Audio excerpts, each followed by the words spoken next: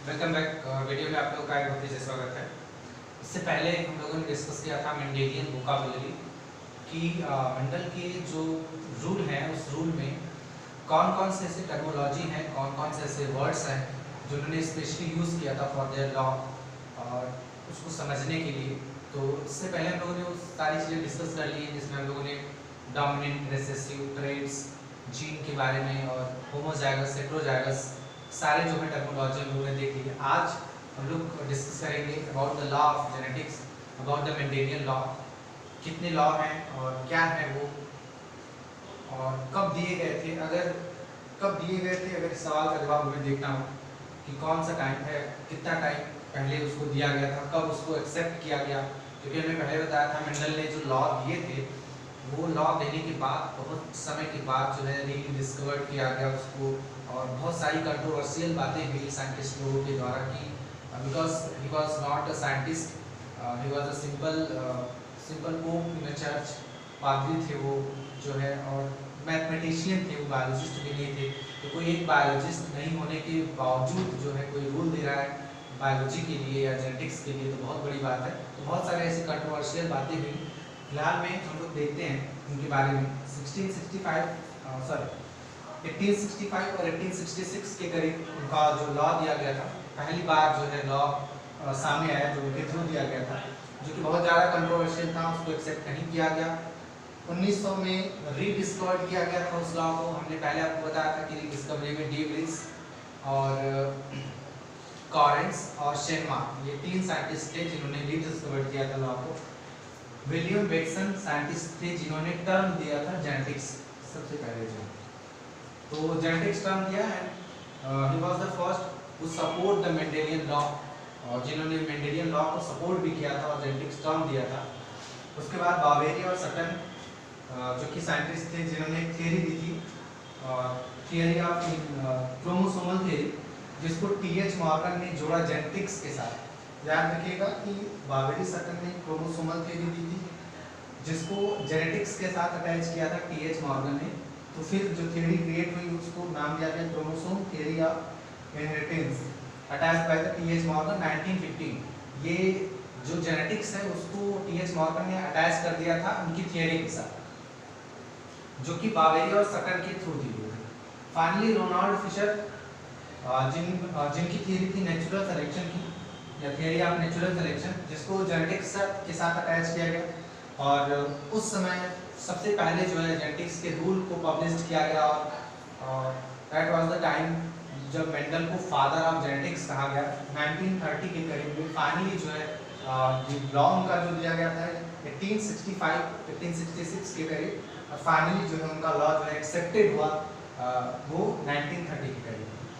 सो Mendel की law आने के लिए या उसको समझने के लिए हम लोग देखते हैं कि मेंडल ने जो लॉ दिया था वो उनके तीन लॉ थे। First law of Mendel, second law of Mendel and third law of Mendel, जिसे हम लोग डिस्कस करेंगे। जो उनका फर्स्ट लॉ है, फर्स्ट लॉ ऑफ मेंडल क्या है देख लेते हैं। फर्स्ट लॉ है लॉ ऑफ डोमिनेंसी के बारे में हम लोग पढ़ते चल रहे हैं। फर्स्ट लॉ क्या है? Law of dominancy. तो एग्जाम में आपको फर्स्ट लॉ ऑफ मेंडल के नाम से या फिर लॉ ऑफ डोमिनेंसी के नाम से आता है। इसमें कहा क्या गया था, अगर दो प्योर और अपोजिट कैरेक्टर्स वाले पेरेंट बॉडी के बीच, दो प्योर और अपोजिट कैरेक्टर्स वाले पेरेंट बॉडी के बीच अगर क्रॉस कराया जाए तो F1 जनरेशन में जो इंडिविजुअल्स आएंगे, जो संतानें आएंगी, क्योंकि ये हमारा P है, P के बाद जो जनरेशन आती है उसको हम लोग F1 ऑफस्प्रिंग 1 F1 जनरेशन, तो ये जो है टॉल को शो करता है, ये जो है डार्क को शो करता है। दोनों दो पेरेंट्स हैं यहाँ पर प्योर और अपोजिट कैरेक्टर्स के साथ, अगर इनके बीच क्रॉस किया जाए तो F1 जनरेशन में जो इंडिविजुअल्स आएंगे इस तरह से,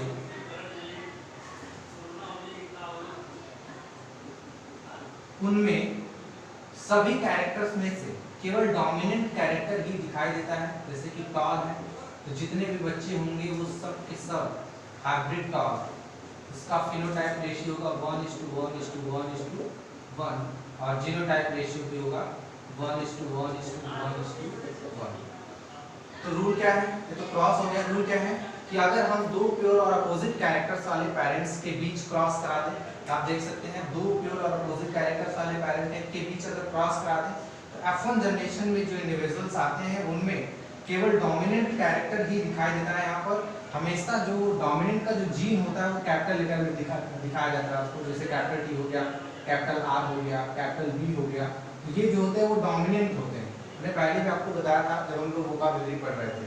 तो अगर उनके बीच क्रॉस कराया गया प्योर और अपोजिट कैरेक्टर्स वाले इंडिविजुअल के बीच, तो क्रॉस कराने के बाद केवल डोमिनेंट एक ही कैरेक्टर जो कि डोमिनेंट होता है वो F1 जनरेशन में दिखाई देता है, इसलिए इस लॉ को लॉ ऑफ डोमिनेंसी कहते हैं। It means if cross occur between the two pure and opposite characters of the parent body, then the individuals opting in F1 generation will show only one character which are dominant in nature, then this is called law of dominancy. Second law जो है वो आपका law of segregation, जिसे हम लोग law of purity of gametes के नाम से भी जानते हैं। So second law है आपका law of segregation या law of purity of gametes. इसमें क्या कहा गया, अगर F1 जनरेशन से ऑब्टेन इंडिविजुअल के बीच, तो सबसे पहले हमें F1 जनरेशन बनाना होगा। तो हम लोग फिर से लेते हैं tall dwarf capital double T small double T cross कराने पर हम जानते हैं कि क्या आएगा। इस तरह से आपको F1 जनरेशन मिलता है। तो हम जानते हैं ये P हो गया, P के बाद जो जनरेशन आई वो F1। हम F1 में आपको जो इंडिविजुअल्स मिले हैं वो सब के सब जो है वो टॉल हैं। और कौन से टॉल हैं? Hybrid tall. ये हाइब्रिड क्यों, इम्प्योर क्यों? क्योंकि हम जान रहे हैं कि एक इनका जीन जो है वो कैपिटल T है और एक स्मॉल है। तो हेटेरोजाइगस कंडीशन है और हेटेरोजाइगस कंडीशन हमेशा हाइब्रिड होती है। तो इसमें सेकेंड लॉ में क्या कहा गया कि अगर F1 जनरेशन के इंडिविजुअल के बीच, तो हम लोग दो इंडिविजुअल्स ले लेते हैं यहाँ से हम लोग capital T small t capital T small t। तो F1 जनरेशन के इंडिविजुअल के बीच अगर क्रॉस कराया जाए तो देखते हैं रिजल्ट क्या आता है।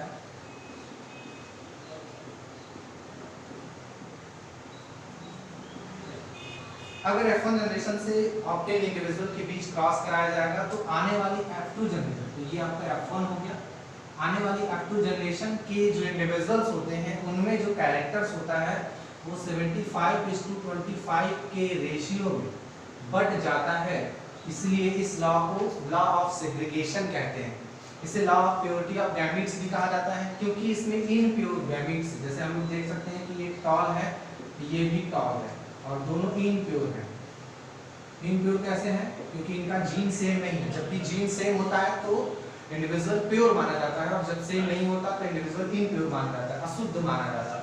तो इनप्योर इंडिविजुअल के बीच जब क्रॉस कराया गया है तो हम यहाँ देख सकते हैं कि इनप्योर इंडिविजुअल से प्योर इंडिविजुअल्स ऑब्टेन होते हैं, इसलिए इस लॉ को law of purity of gametes भी कहते हैं। तो लॉ क्या है, फिर से हम आपको डिस्कस करके बता देते हैं कि अगर F1 जनरेशन से ऑब्टेन इंडिविजुअल के बीच क्रॉस कराया जाए तो आने वाली F2 जनरेशन के जो इंडिविजुअल होते हैं उनमें कैरेक्टर जो होता है वो 75:25 या 3:1 के रेशियो में बढ़ जाता है, अलग अलग हो जाता है या सेग्रीगेट हो जाता है। इसलिए इस लॉ को लॉ ऑफ सेग्रीगेशन कहते हैं। इसे law of purity of gametes भी कहा जाता है, क्योंकि इसमें इनप्योर इंडिविजुअल से प्योर इंडिविजुअल्स ऑब्टेन होते हैं। हम देख सकते हैं जैसा कि यहाँ पर आपको मिला है, इसका रेशियो 3:1 जो फिनोटाइप रेशियो और जीनोटाइप रेशियो, इसकी हम लोग बात कर लेते हैं कि रेशियो क्या होता है। फिनोटाइप रेशियो वो रेशियो जो कैरेक्टर आपको इंडिविजुअल में दिख रहा है। जैसे 4 इंडिविजुअल हैं, ये भी टॉल होगा, कैपिटल डबल T है, इसमें भी आपको कैपिटल T दिख रहा है तो ये भी टॉल होगा और ये भी टॉल होगा। मतलब 3 जो है वो टॉल है, 75% टॉल है और एक जो है वो आपका डॉर्फ है। तो इसलिए जो फिनोटाइप रेशियो यानी 3 बच्चे आपको टॉल दिख रहे हैं, एक जो है वो डॉर्फ है, तो फिनोटाइप रेशियो हो गया 3:1 या 75:25 होगा।